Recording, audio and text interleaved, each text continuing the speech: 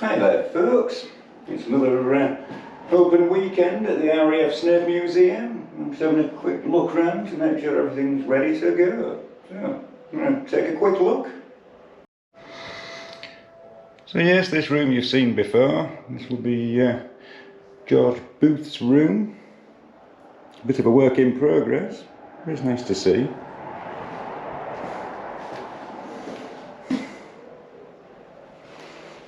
I've literally just been opening curtains, turning lights on, sticking signs back on the wall because the blue tack keeps furling. Even looks like a nice day out there.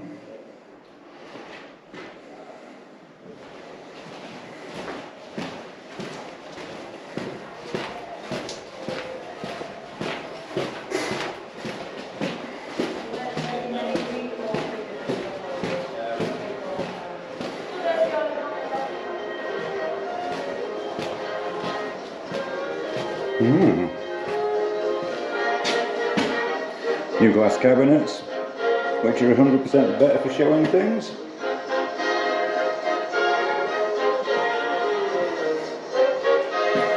You see a window through a window through a window. Quite bizarre.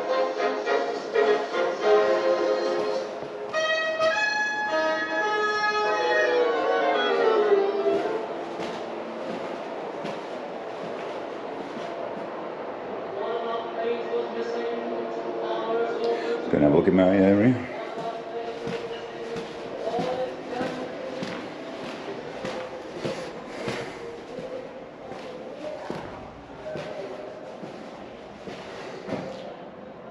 This room will soon have something else in it, which is currently in the workshop. The pieces of wing there might give it away from the videos you've seen of Halifax HR871 and the Rolls Royce Merlin we have.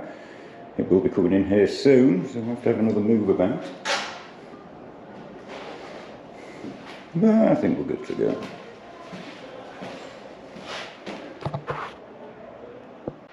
So the Rolls Royce Merlin that you know was upside down, I've been making progress on that. So let's go back a little earlier in the week when I was making some progress. Let's go take a look.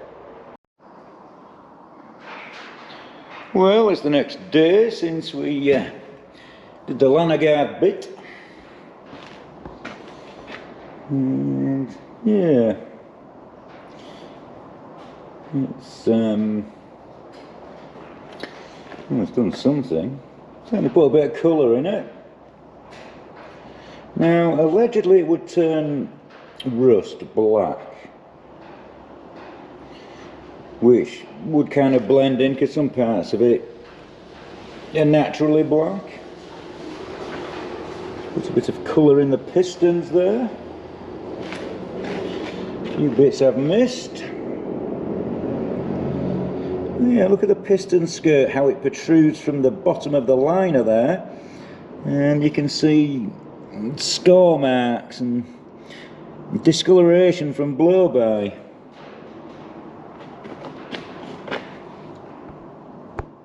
Same on that one. I feel that gudgeon pin actually looks quite good. Yeah,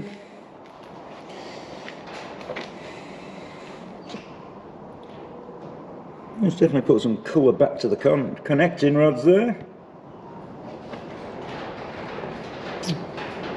Yeah, I think I'll give it another coating, and then we can make steps towards actually getting this thing turned over, which will be fun. With a metal frame to actually bolt to the sump rails. And then we shall strap literally around that, under the pallets, and clamp it all together, and then we can lift it up and then lift it over. And at least that's the plan. Just hope it all holds together.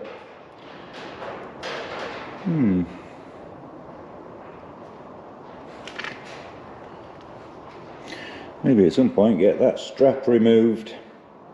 Could be that point everything goes east and west and lays on the floor, but only one way to find out. Interesting to see what still remains underneath. Well, on top. Yeah, I'll give it another coat, I'll let it sit another day, and then we can think about turning it over, folks. Baltic sea sound infused with Rolls Royce Merlin. So yesterday I gave the crankcase internals another coating of Lanagard in a vain attempt to try and at least hold back the corrosion, and I'll be honest, I wasn't as impressed yesterday, but I'd say now it's actually put a bit more colour back into things. We're never going to cure the corrosion, I don't think, on this.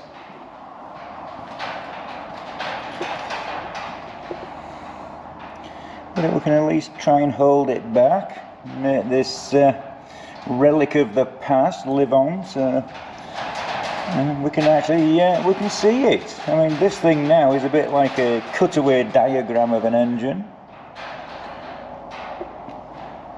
Well, yeah, it's definitely looking better in my opinion. And the only things that don't really corrode are the split pins. So, a step closer to finding out what lurks underneath and what lurks in the cylinders. Obviously a lack of piston crowns. Still got the rings, still got the inlet valves. But then what's, how should we say, in the V of the engine? That'll be quite interesting. We should have some inlet manifold, I would suspect. The spark plug leads, we know they start off here and they go into the V, so they might be quite intact. Who knows? So what's next? We've got a metal frame, yeah, just there. I'm going to give it a coat of black paint. I think bolt it to the, how should we say, the sump rail here, and it bolts through these big ends. We'll clamp it down, and then we'll clamp the pallet with a strap, or two straps, all the way around, including the pallet it's sat on. And then with some lifting equipment, we'll be able to move it up onto its end there, and then from there on to the right way up. So that could be in the next video. Well, it's another day. I've given this framework a coat of black paint. I've given the crankcase another coating of Lanagard inside. I'm going to put some rubber strips down the edges, and then you can bolt it to the crankshaft, which holds the bottom of the pan rails in place, and we're a step closer to turning this golden gem of an engine over. Well, that's two strips of rubber, just glued in a couple of places to hold it to that. And now I think I can attach it to the bottom of here. Now what we need to do is find something to be able to lift up the weight so we can start and turn it over. Well, we've got the frame attached to the engine, bolts through both of those big end journals, bolts through the back of the crankshaft, and we've strapped everything down onto the pallet.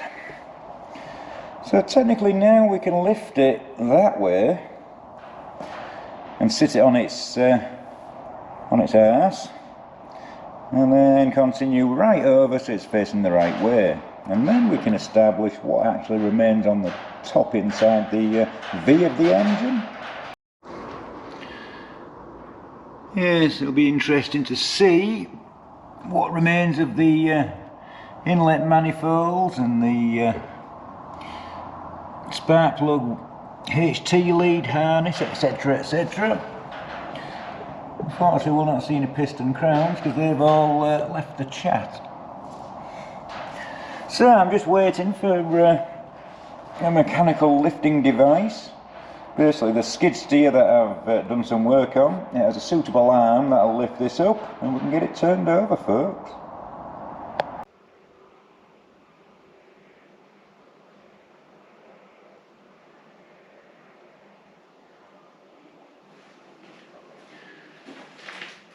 Well folks, just a short video this week. Sadly the skid steer which I was going to use to lift this Merlin engine over hasn't arrived today, so I'm going to have to cut this video short because I can't include that footage. It hasn't happened yet, has it? So on that bombshell, thanks for watching, liking and subscribing and all that jazz. Catch you on the next one.